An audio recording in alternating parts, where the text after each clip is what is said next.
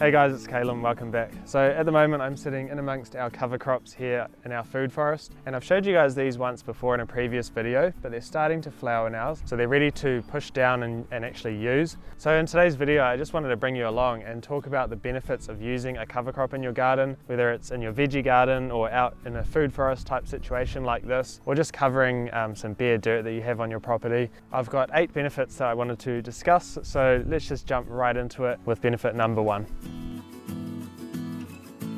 You guys will know that if you've got any blank spaces in your garden or areas where you don't have the soil protected with any mulch or anything, the first thing that will happen is weeds will start to grow. And so planting something like this is one way that you can help to suppress the weeds. And they basically work by just shading the ground and stopping the sun kind of beating down on the ground and causing those weeds to grow. But also you're helping to outcompete the weeds by, having these growing instead. So these have worked pretty well for me. Like this area through here was just blank topsoil that I laid on the ground. Basically because I had all these dips and hollows in the ground that I didn't want puddles to collect in, so I laid all this soil out and I had to cover it with something, so I decided to use these. And like these you can use in your veggie garden maybe through the autumn and winter, for an example, if you're downsizing your garden. And so rather than just leaving a bed completely blank with nothing in it and then having weeds grow, you can grow this in there instead, and that way you're not going to get the amount of weeds growing, and you're also going to have all the other added benefits of growing a green manure crop. But if you take a look in amongst these plants here, like there is still some weeds growing. This was just bare topsoil, so you have to expect something to grow, but because it's being shaded out and competed with, those weeds are nowhere near as vigorous as they would be if this was just left as bare soil.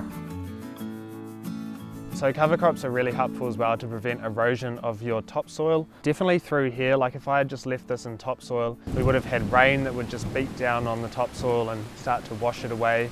And then you'd have the sun just baking down on that topsoil, drying it out even more. And then the winds would come through and just start to blow it away everywhere. And the last thing you want is your topsoil blowing away, because it's a hugely valuable resource. It's taken a long time for it to get there. And so for it just to disappear is really not what you want. So having a crop like this will really help with actually keeping your topsoil in place and providing the benefits to the topsoil, of course, which we'll discuss soon. But pretty much like if it rains, this is going to slow down any rain that hits it before it gets to the soil, so it's not going to hit the soil really hard and start washing it around everywhere. Also, because you've got the nice roots down in the soil, that's going to help to bind all the soil particles together and hold all your soil in place. And as well as that, this obviously provides shade for the soil, so it's not drying out and getting blown away, and of course provides wind protection as well. Using something like this is really beneficial for your soil biology, and it will actually help to increase the health and the populations in your soil of all the good things that you want there, like microbes and fungi and everything like that. The most important part is actually protecting the soil just from the sun and from the weather, whether that be with like a wood chip mulch or with something like this, which is more of a living mulch. And the good thing about a living mulch is you've actually got the roots down in the soil as well, which is going to help promote beneficial bacteria, and it's going to have things like mycorrhizal fungi interacting with those roots and keeping and maintaining those populations at a reasonably high level. They can also add a good amount of nutrients to your garden as well. So for example, these are lupins, which is a type of legume. And the best way for me to really explain it is to rip one of these out of the ground. Right, perfect example. So basically what happens with these is that they're nitrogen fixing. And so what that means is that if you look at the roots down here, it has all these little nodules on the roots. And that's a result of a symbiotic relationship with a bacteria called rhizobia. And basically, as these plants grow, the bacteria finds them and they form this bond, and these nodules are then formed. And so they're actually able to get nitrogen from the atmosphere and put it into these nodules here. And the plant can then benefit from that by growing nice and big and green and strong. And what happens is when you actually cut these down and lay them down on the ground, and you leave the roots down in the ground once these are done, is that this will break down and get sort of consumed by all the microorganisms in the soil. This will act as a mulch, which will also become organic matter over time into your soil. And that nitrogen then becomes available for the next crop that you grow in that area. So a really good way to add nutrients, in this example nitrogen, but there's plenty of other cover crops that don't have nitrogen fixing properties but provide lots of other good nutrient benefits as well.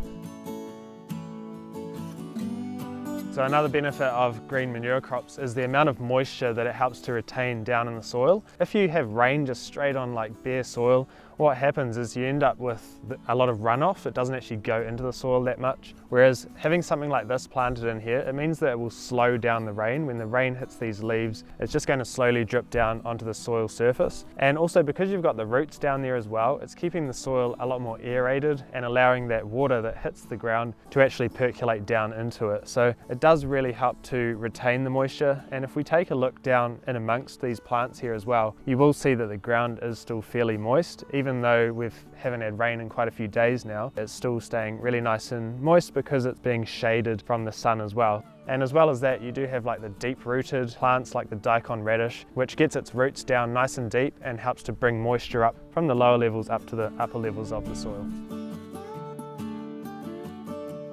Growing these lupins and all these other plants through here has actually saved me a lot of time really in the long run, because I'm not going to have to weed this area like I would if it was just left to its own devices. This would have just been covered in horrible weeds through here. And at the time when it was just blank soil, I didn't have the amount of time plus resources as well to place cardboard over this entire area and then add mulch over top of it. That would have taken me hours and hours to kind of do that, and a lot of resources. So by just sowing a green manure crop like this, that literally took me about 10 minutes to do, because all I did was just throw the seeds around. I gave it a quick rake over, and to be honest, most of the seeds were still just on the soil surface. They didn't even get dug in from the rake over because it was really hard and compact. But I did it right before we got a whole heap of rain, and that meant that I never even had to water it.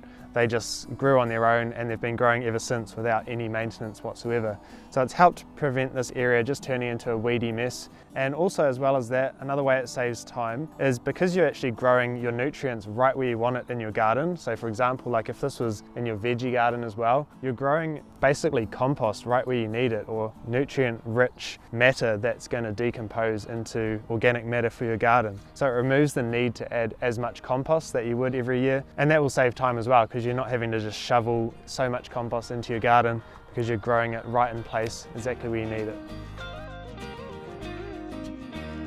So I do have quite a few different types of cover crops growing through here. So I've got the lupins, but there's also like daikon radish, mustard, peas, quite a few different types growing. And kind of the idea with that is just to create some more diversity in the garden. And that's quite important to attract things like insects in and different invertebrates, which can be quite beneficial. Of course, insects are good to have in your garden for pollination, but you've also got the ones that predate on other insects. And so it just stops those problem insects from kind of booming out of control if you have lots of diversity going on. So just having cover crops is one way that you can add a good amount of diversity through your garden and attract those beneficial insects in. And of course you do have the roots of the plants down in the soil as well, keeping it aerated and nice and healthy, and that is of course good for the invertebrates down in the soil. Things like earthworms will really benefit from having the ground protected and having all those roots growing in there as well.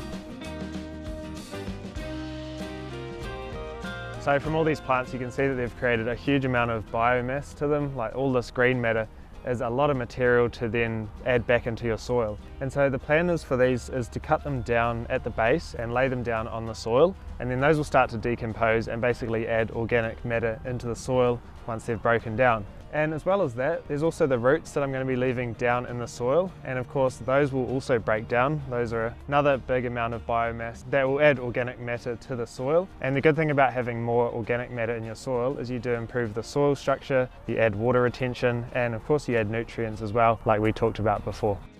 Alright, so those are my 8 benefits of growing cover crops in your garden, and I know there's definitely other benefits as well, like certain species will even help to aid in pest control in your soil. You know, there's so much that you can get into with cover crops, but if you want to keep it simple and just have a go, I'd recommend, just trying to get hold of something that you have available to you, have a go at it and just see how it goes, see if it's something that works for you, and if you enjoy it, then carry on with it. I will look at doing a video at some point where I show you guys a few different ways to use them, so if you want to see that video, do consider subscribing if you haven't already, and just keep an eye out for that one. But otherwise, thanks so much for watching. If you have any comments or questions, leave them down below as well. And if you enjoyed the video, give it a thumbs up and feel free to share it with a friend who might also find this video helpful. Anyway guys, that's it from me today, but I hope you have a good rest of your day, and we'll see you next time.